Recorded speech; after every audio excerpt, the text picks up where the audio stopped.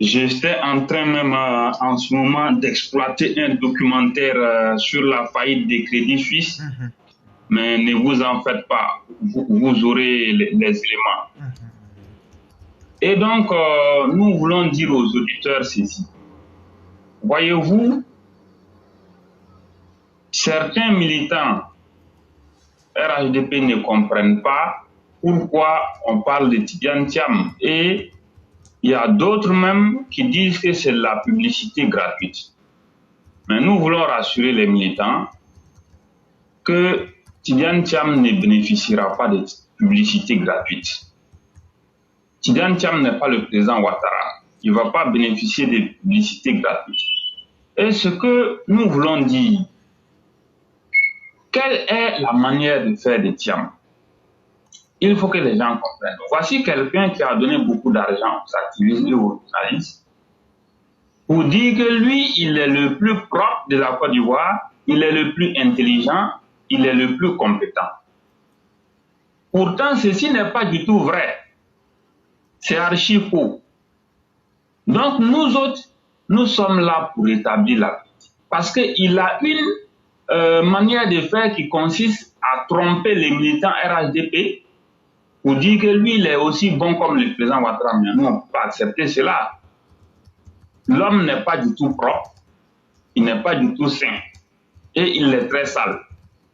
Nous allons parler un peu d'un passage de l'article de Saïd Penda. Le passage dit ceci. Le passage à Crédit Suisse, un échec pour Tidiane Thiam. Je vais lire quelques passages, je peux commenter. La section de la plainte qui mentionne la responsabilité du franco-ivoirien a pour titre « Thiam échoue à redresser le navire ».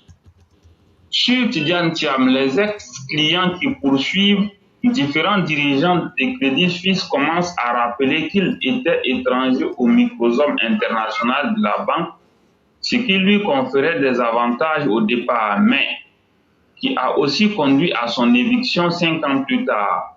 Ces gros clients de la banque suisse listent ensuite de façon précise différents dossiers ayant contribué à la faillite des Crédits Suisses dans lesquels il pointe la responsabilité directe de Tidiane Thiam. On y trouve entre autres le scandale des bateaux de pêche de thon, connu dans l'affaire des prêts au Mozambique. Démarré en 2012, avant l'arrivée de Tidiane Thiam à la direction de la banque, ce scandale, décrit par les plaignants comme des séries de transactions mafieuses et illégales, s'est poursuivi jusqu'en 2016, autrement dit, pendant que l'Ivoiro-français dirigeait le mastodonte financier plutôt. Dans cette affaire, il est révélé que, afin d'éviter un procès encore plus dommageable, Crédit Suisse a perdu 747 millions de dollars versés comme pénalité pour manquement aux règles et lois sur le crédit. L'établissement financier, peut-on lire encore dans la plainte, a réuni 850 millions de dollars de prêts accordés en violation des règles et procédures de Crédit Suisse sur les prêts pour l'achat de bateaux pour l'industrie de la pêche au Mozambique. Toujours selon le document déposé auprès de la justice américaine dont le site L'Enquêteur déterminé a pu obtenir une copie des audits, ont révélé que au moins 500 millions de dollars de ce prêt avaient été détournés. La plainte affirme par ailleurs que Thiam a commis 2 erreurs de jugement très importantes qui ont conduit à d'énormes dégâts après son départ de la banque. Elle pointe du doigt le mauvais casting de Tidiane Thiam et de son équipe de direction dans le recrutement, notamment des agents en charge de la gestion des risques. Ils ont nommé des cadres inexpérimentés qui n'avaient ni le parcours ni le tempérament nécessaire. Plus loin, M. Thiam et son équipe se voient reprocher d'une énorme faute structurelle pour avoir apporté des changements de fonds qui ont affaibli la fonction de gestion des risques et de conformité. Dans le cadre de leur stratégie agressive de réduction des charges, favorisant ainsi la faillite, survenu en 2023, 3 ans après le départ du franco-ivoirien. On va s'arrêter là. Pour vous dire quoi? L'individu n'est pas du tout sain, comme il veut le faire croire. Il y a une affaire à scandale. J'ai déjà téléchargé le documentaire même. Je vais l'envoyer après.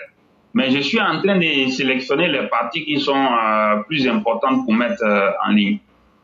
L'individu, il était bel et bien impliqué dans ces fameuses transactions vers le Mozambique.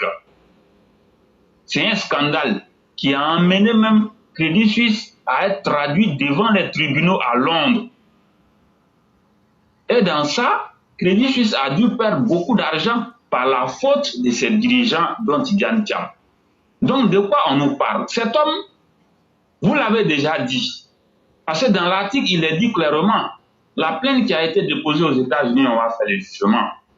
Lorsqu'ils seront condamnés, les dirigeants devront payer plusieurs milliards de dollars aux plaignants et actionnaires. Où vont-ils gagner cet argent? Donc, voici pourquoi l'individu, il court dans tous les sens. Comme un poisson qu'on a sorti des eaux, pour pouvoir devenir président en Côte d'Ivoire ici et utiliser l'argent des Ivoiriens pour aller payer ses dettes. Mais cela ne marchera pas. Nous sommes en Côte d'Ivoire ici et nous savons ce qui se passe. Au-delà, si vous voyez que l'individu il s'empresse pour prendre la tête du PDC RDA à travers un passage en force, il y a bel et bien une stratégie qui est là, qui est laquelle, comment il va s'y prendre pour déstabiliser la Côte d'Ivoire. Parce que c'est sur ça qu'il compte. Voici pourquoi vous voyez, ils sont pressés comme ça. Mais entre eux-mêmes, ça ne va pas parce que je ne vois pas le groupe Bikawe, Pion et Thierry Tano se laisser faire dans cette affaire. Quelqu'un qui n'a jamais été présent sur la scène politique pendant 23 ans, qui n'a jamais même mis pied en Côte d'Ivoire, qui du jour au lendemain débarque, crée la surenchère pour faire croire aux gens qu'il est le plus intelligent, il est le plus parfait, il est le plus bon, il est le plus intelligent, il est le plus propre, nous pensons qu'il y a problème. Qu'est-ce que tu caches au point d'aller payer de l'argent aux gens pour faire cette propagande? Et c'est cette propagande que nous n'acceptons pas. Les Ivoiriens ne vont pas assister à une vente d'illusion. Non, on ne peut pas accepter ça. Voici pourquoi. Nous autres, nous nous levons pour dire qu'il n'est pas acceptable du tout de laisser ce petit banquier préhistorique et controversé là induire les Ivoiriens en erreur. Ça ne marchera pas. L'homme a montré ses limites. Non seulement c'est un mauvais gestionnaire, mais aussi tout ce qu'il sait faire, c'est combattre ses collaborateurs. Et la preuve, vous avez la preuve devant vous. Vous avez la preuve devant vous. Quand on vous dit que Thiam complotait contre ses collaborateurs à Crédit Suisse pour les nuits, ça, c'est pas nouveau. Vous avez la preuve parce que il a, à travers ses méthodes machiavéliques, éliminé les autres prétendants sérieux pour le poste de la présidence PDCI RDA. Et il a laissé que Jean-Marc Diassé, qui est son ami. En réalité, c'était une mascarade qui était en cours sous nos yeux. Donc les uns et les autres ont compris, ils ne se sont pas laissés faire. Ils ont stoppé net cette mascarade qui allait avoir lieu sous nos yeux à l'hôtel Ivoire. Donc cet homme-là, il faut que les Ivoiriens sacrifient. Cet homme-là qui ne connaît absolument rien en politique. Cet homme qui a toujours eu les problèmes partout où il passe. Cet homme qui a participé à la faillite des Crédits Suisses n'a pas sa place sur la scène politique ivoirienne. Il faut que cela soit suffisamment clair pour nous autres. Et il faut que cela soit suffisamment clair pour les Ivoiriens. On ne va pas accepter qu'un petit banquier préhistorique, controversé, spécialisé dans la faillite des banques et des entreprises, vienne compliquer la vie aux Ivoiriens. On ne va pas accepter cela. Donc il faut que les Ivoiriens se réveillent. Nous autres, nous sommes ici pour rétablir les faits. Nous autres, nous sommes ici pour rétablir la vérité. Nous n'allons pas nous laisser faire. Voici pourquoi nous montons au créneau. Pour dire aux uns et aux autres, voici ce qui est en train de se préparer dans l'homme et qu'il faut stopper maintenant. Donc voici ce que je voudrais dire. Si vous avez quelque chose à ajouter, je vous écoute. Ok. vraiment vous dire merci pour tout ce qui est sorti et on va faire sortir beaucoup de choses, mais au fur et à mesure, on va continuer ce travail-là. Et Sundiata le Conquérant, j'aimerais vous dire ceci. Tout le monde sait aujourd'hui combien de millions, en tout cas pour ce qu'on sait, Thiam a infusé à beaucoup de cyber-militants, de journalistes, de structures de communication pour polir son image. Mais nous, à qui il n'a rien donné, si nous on vient faire sa publicité, en quoi est-ce que ça fait mal? Au contraire, même vous devez nous féliciter de continuer à faire sa publicité. En réalité, c'est parce qu'on a mis en cendre toute la machine que vous aviez mis en place. C'est ça qui vous fait mal. Sinon, Thiam vous a donné des milliards, mais vous avez été incapable de faire sa publicité. C'est quand nous on parle que nous faisons sa publicité. Mais ça veut dire que nous on réussit bien la mission sans qu'on ait reçu quoi que ce soit de Thiam mieux que vous. C'est ce que ça veut dire. Mais à la réalité, chers parents, c'est faux. C'est parce qu'ils savent que nous on vient, on leur dit ici ce qu'on a dit là. Si c'est faux, venez dire c'est faux. C'est nous qui avons dit, vous n'allez pas dire que ce monsieur est un économiste. Mais on a enlevé ça dans leur bouche. Aujourd'hui, ils disent que c'est un ingénieur. Et la grande différence, elle va venir. Parce que lui-même, on va l'obliger à nous dire qu'il est un vaurien patenté. On va l'obliger à nous dire pourquoi il veut être président aujourd'hui en Côte d'Ivoire.